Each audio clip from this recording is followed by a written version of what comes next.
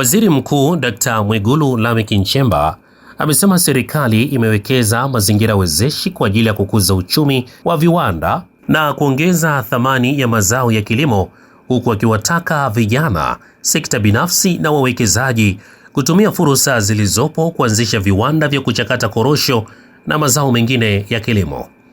Dr. Mwigulu amesema hayo hii leo alipokagua mradi wa mnyororo wa thamani wa korosho kupitia kiwanda darasa cha kubangua korosho Kidakuko cha Kamatek kilichopo Masigati wilayani Manyoni, akiwa katika ziara ya kikazi mkoani Singida.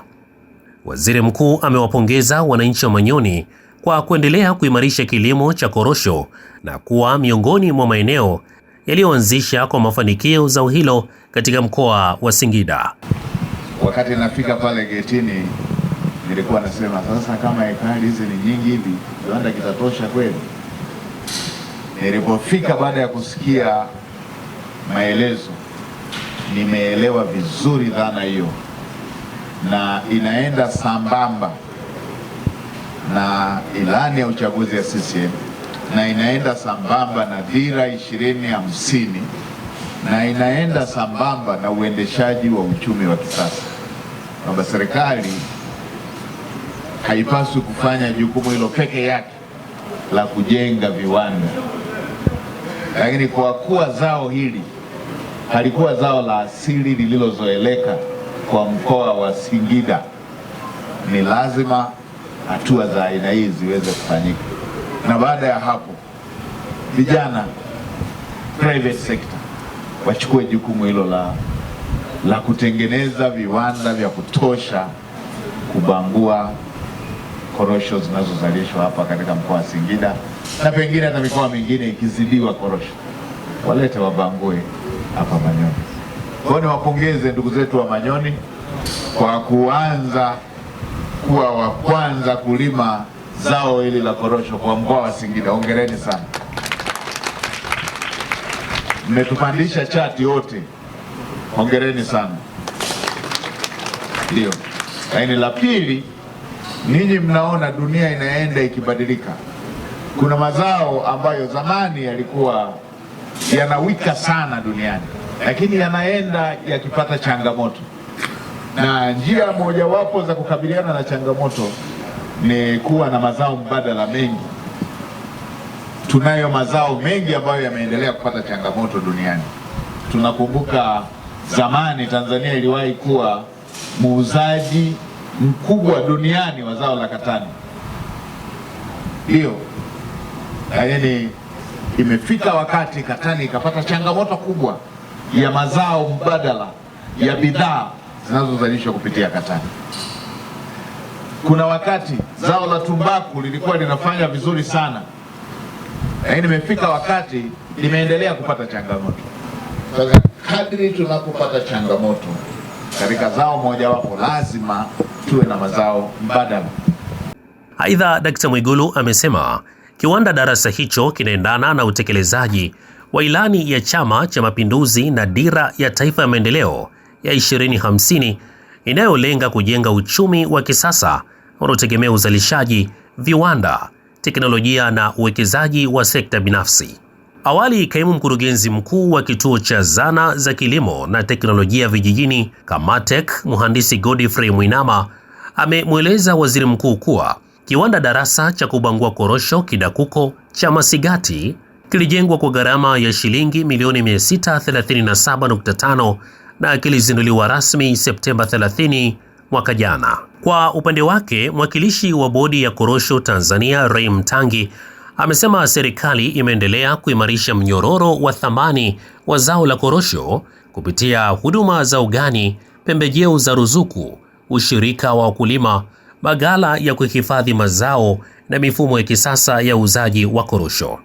Taarifa ya Kamatek ilieleza kuwa endapo korosho zote zinazozalishwa nchini zitachakatwa hapa nchini, zaidi ya ajira 36,458 zinaweza kuzalishwa, sambamba na kuongeza mapato ya wananchi na thamani ya bidhaa zitokanazo na zao hilo.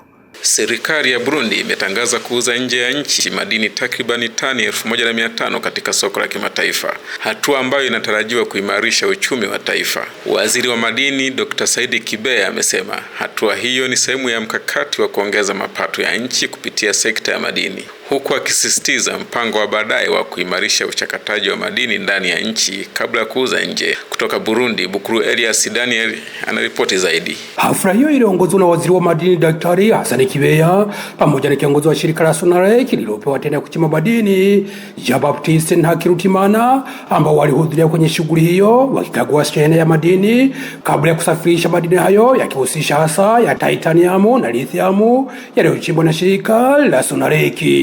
Serikali imesema hatua hiyo ni sehemu ya mkakati wa kuongeza mapato ya nchi kupitia sekta ya madini, huku ikisisitiza mpango wa baadaye wa kuimarisha uchakataji wa madini ndani ya nchi kabla ya kuyauza nje. Waziri Kibea amesema ndani ya kipindi cha mwaka mmoja hadi miaka 2 ijayo, Burundi inalenga kuuza nje madini yaliyoongezwa thamani badala ya madini ghafi yaliyochanganyika na uchafu, hatua inayotarajiwa kuimarisha uchumi wa taifa. Dushyiramo ingufu kugira ngo ubutare bwose twimba tuwuhingure. N'umunsi twatangiye n'ubutare bwa titani.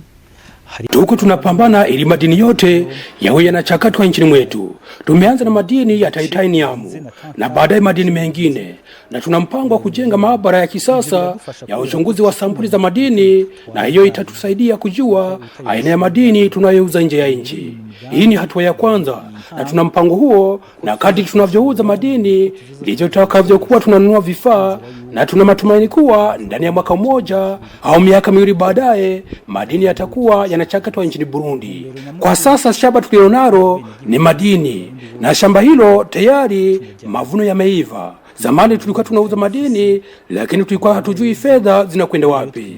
Vijana wapo kazini kwa sasa, na tuna matumaini kuwa yatatokea mabadiliko makubwa. Kwa sasa tunapeleka kuuza madini nje ya nchi takribani tani 1500, na kuanzia mwezi wa kwanza hadi kufikia sasa tumeuza zaidi ya tani 4000, na tunaendelea kuchimba madini, na hizi zikani juhudi za Rais Evariste Ndayishimiye.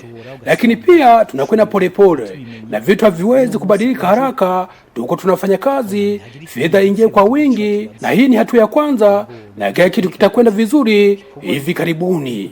Ni integuro, ni strategy turiko turakora kugira ngo ejo amahera yinjire ku bwinshi. Mugabo hariho intango, iyi ni intango turimo, kandi turizeza abarundi yuko ibintu bizogenda neza vuba cyane. Ni ripoti kutoka mjini Bujumbura nchini Burundi, Bukuru Elias Danieli. Wazazi na walezi nchini wamehimizwa kuzingatia malezi yenye maadili, uzalendo na upendo kwa watoto wao kwa kuiga mfano wa hayati Suzana Magufuli, mama mzazi wa rais wa awamu ya 5 wa Tanzania John Pombe Magufuli, ambaye ametajwa kuwa mlezi aliyefanikiwa kumjenga kiongozi aliyeacha alama kubwa ya utumishi na uzalendo kwa taifa. Kauli hiyo imetolewa na makamu wa rais wa Tanzania Dr. Emmanuel Nchimbi wakati wa ibada ya kumwombea marehemu Suzana Magufuli, ambaye amezikwa katika makaburi ya familia wilayani Chato mkoani Geita. Dr. Nchimbi amesema mchango na uzalendo wa hayati Dr. John Pombe Magufuli kwa taifa umeacha alama kubwa, hali iliyosababisha serikali kuona umuhimu wa kuipa heshima familia hiyo. Tumekutana hapa kwa sababu alikuwa sehemu kuu ya malezi ya rais wa awamu ya 5 ya Jamhuri ya Muungano wa Tanzania, ambaye Watanzania kwa mamilioni wanakubaliana kwamba alitoa mchango mkubwa katika utumishi wa nchi yetu. Alitoa mchango mkubwa. Alitoa mchango mkubwa wa kumwonyesha Mtanzania anayo nchi yake, ana wajibu wa kuipenda nchi yake, kuitumikia wakati wote, lakini vile vile kuwa tayari kwa chochote kwa ajili ya nchi yake. Huo ulikuwa uzalendo wa hali ya juu wa John Pombe Magufuli, ambao leo tunamwenzi mama yake kwa kazi ya malezi yake. Kihubiri katika ibada ya maziko hayo, Askofu wa Jimbo Katoliki Geita Flavian Kasala amesisitiza wajibu wa wazazi na walezi katika kuwalea watoto katika maadili mema yatakayosaidia kujenga jamii yenye hofu ya Mungu na uzalendo. Tunaweza tukaona haki, uzuri na wajibu wetu kwa watoto, kwa familia zetu. Ni wajibu ambao anatukabidhi, wajibu wa kukubali kuleta binadamu duniani kwa wale waliopewa wajibu huo. Na ni Mungu, ndugu zangu, ndio anayepanga. Mama Suzana kwa wazazi wake alikuwa peke yake. Naamini wazazi hao walimshukuru Mungu kupitia mahubiri, lakini vile vile kupitia risala iliyotolewa na familia juu ya malezi na juu ya upendo katika familia zetu. Na Mwashamba Baba Askofu Flavian ametukumbusha matendo ya kulea, lakini vile vile matendo ya kuendelea kupendana kama jamii. Aidha, baadhi ya wananchi waliohudhuria maziko hayo, akiwemo mwenyekiti wa halmashauri ya wilaya ya Geita Jumanne Misungwi, wameeleza namna walivyoguswa na msiba huo pamoja na mchango wa familia ya Magufuli kwa jamii. Sababu kweli viongozi pale wametoa mtazamo uliokuwepo wa bibi yetu Suzana kwa malezi mazuri aliyoweza kwenye familia yake kutoa kiongozi wa nchi, rais wa nchi. Na ninafikiri kwa kweli wazazi waliokuwepo pale, sisi pamoja kwa ujumla wote wazazi, tumejifunza mambo mengi sana kutoka kwa viongozi wetu, na tunapaswa tufanye hivyo. Kwa kweli kwa sasa hivi wazazi natakiwa tulee watoto kusudi tuwatengeneze kwa viongozi wa kesho.